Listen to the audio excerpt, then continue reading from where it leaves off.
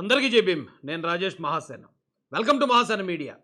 నేను తెలుగుదేశం పార్టీలో ఉండటం వేరే పార్టీల్లో ఉన్న కొంతమంది పెద్దలకి నచ్చట్లేదండి. మా పార్టీని కాదని నువ్వు తెలుగుదేశం పార్టీలో ఎలా మనశ్శాంతిగా ఉంటావో మేము చూస్తామని అప్పట్లోనే బెదిరించారు చాలామంది. అయితే బెదిరించడం మాత్రమే కాదు, నాకు ఎమ్మెల్యే టికెట్ వచ్చినప్పుడు కానీ లేదా కూటమి ప్రభుత్వం వచ్చిన తర్వాత ఏదైనా అవకాశం వస్తుందేమో అన్నప్పుడు కానీ వారి ప్రభావం గట్టిగానే చూపించారు నా మీద. అప్పుడు ఇప్పుడు కూడా నేను ఏం మాట్లాడినా ఏం చేసినా కూడా దాన్ని కాంట్రవర్సీ చేయటం, నన్ను ఒక ద్రోహిగా చిత్రీకరించడం, కోవర్ట్గా చిత్రీకరించడం, ఈ ప్రయత్నాలు ఎప్పటి నుంచో జరుగుతున్నాయి. అయినా సరే ఎన్ని అవకాశాలు దూరం అయినా, ఎన్ని అవమానాలు ఎదురైనా వారి కోసం నేను నిలబడాలి, ఇలాంటి ఎన్నైనా సరే తట్టుకోవాలని చాలా స్ట్రాంగ్గా డిసైడ్ అయిపోయి ఉన్నానండి. ఇంతకీ ఎవరు వారు అంటే నారా చంద్రబాబు నాయుడు గారు, నారా లోకేష్ గారు. అయితే మీరు అడగొచ్చు, ఏ రాజేష్ ఎందుకు వాళ్ళిద్దరి కోసం ఇన్ని అవమానాలు ఎందుకు భరించాలి, అవకాశాలు ఎందుకు వదులుకోవాలి నువ్వు అని చెప్పి మీరు అడగొచ్చు. నా దగ్గర ఉన్న ఒకే ఒక కారణం ఏంటంటే అండి, నేను గమనించినంత వరకు కుల మతాలకు అతీతంగా అన్ని వర్గాలకి మేలు జరిగే విధంగా పరిపాలించడంలో చంద్రబాబు నాయుడు గారు, లోకేష్ గారు ముందుంటారు అనిపించింది. ఆ నమ్మకం నాకు అప్పుడు ఉంది, ఇప్పుడు ఉంది, ఎప్పటికీ ఉంటుంది. నా స్వార్థం నేను చూసుకునేవాడిని అయితే నాకు పర్సనల్గా ఎక్కడ అవకాశం వస్తుందో చూసి ఆ పార్టీలోకి వెళ్ళిపోయి ఉండేవాడిని. కానీ ప్రజల కోసం ఆలోచించాను కాబట్టి ప్రజలందరికీ మేలు చేసే తెలుగుదేశం పార్టీలోనే ఉండాలి. ఎవరు ఎంతనా నన్ను రెచ్చగొట్టనివ్వండి, ఎంతనా నన్ను అవమానించనివ్వండి, ఎంతమంది అయినా నన్ను బూతులు తిట్టనివ్వండి, నాకు వచ్చే అవకాశాలను అడ్డుకునివ్వండి, నేను మాత్రం తెలుగుదేశం పార్టీతోనే నా ప్రయాణం. నేను మాత్రమే కాదు, నా మహాసైన్యం కూడా తెలుగుదేశం పార్టీతోటే ప్రయాణం చేస్తుందని చాలా స్ట్రాంగ్గా డిసైడ్ అయిపోయి ఉన్నామండి. ఇప్పుడు ఈ 4 రోజులు జరిగిన విషయం కూడా మీ అందరికీ తెలుసు. మేము మొత్తుకుంటూనే ఉన్నాం, ఇది ఏ పార్టీకి సంబంధించింది కాదు, ఏ నాయకుడిని మేము విమర్శించట్లేదు, ఇది కేవలం తెలుగుదేశం పార్టీ భవిష్యత్తు కోసం, తెలుగుదేశం పార్టీ కార్యకర్తల్లో ధైర్యం నింపటం కోసం మాత్రమే ఈ ఆలోచనను మేము ప్రజల ముందు, కార్యకర్తల ముందు పెట్టాం, పొలిట్ బ్యూరో సభ్యుల ముందు పెట్టామని 1కి 10 సార్లు, 10కి 100 సార్లు చెప్తూనే ఉన్నామండి. అయినా కొద్దిమందికి నమ్మకం కలగలేదు, వారు వాదన పెంచారు.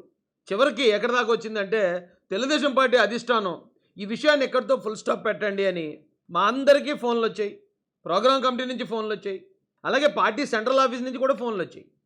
ఆ ఫోన్ ఎప్పుడైతే వచ్చిందో వెంటనే మేము ఆపేసామండి, చర్చ ఆపేసాం. అయితే కొద్దిమంది, ఎరా రాయేషు దోలు తీరిందా, నిన్నెవడు అడగమన్నాడు ఇలాంటివి, నువ్వెంత, నీ స్థాయి ఎంత అని చెప్పి చాలామంది ఆనందపడుతున్నారు, ఫోన్లు చేసి తిడుతున్నారు, కామెంట్ల రూపంలో తిడుతున్నారు.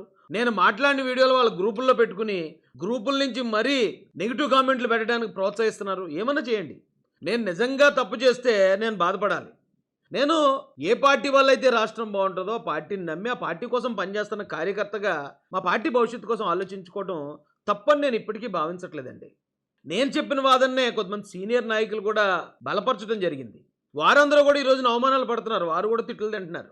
అయితే ఈ పార్టీ కోసం, ఈ నాయకత్వం కోసం ఎన్ని అవమానాలు భరించడానికన్నా మేము సిద్ధంగా ఉన్నామండి. కొంతమంది రాజేష్ స్వార్థంతో ఇదంతా చేస్తున్నాడు, రాజేష్ స్వార్థపరుడు అని చెప్పి మాట్లాడుతున్నారు.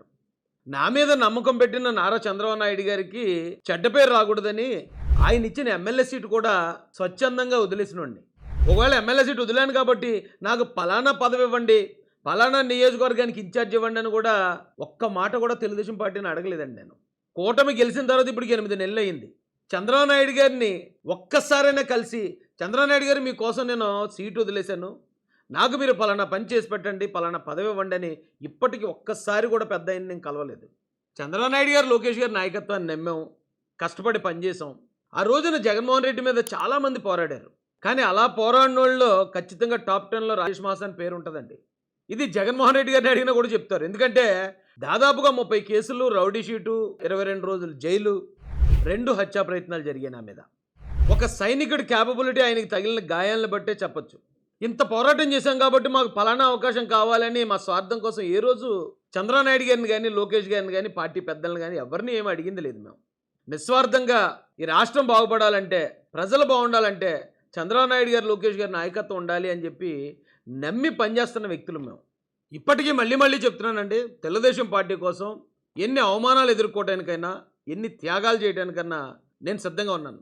నిన్నగాక మొన్నొచ్చిన నాకే తెలుగుదేశం పార్టీ ఎంత కమిట్మెంట్ నేర్పించిందంటే ఆ పార్టీలో దశాబ్దాలుగా ఉంటున్న కార్యకర్తల్లో ఇంకెంత కమిట్మెంట్ ఉంటుందో మీరు ఆలోచించండి. జై భీమ్, జై భారత్, జై జై మహాసేన, జై తెలుగుదేశం, జై చంద్రబాబు, జై జై లోకేష్ అన్న.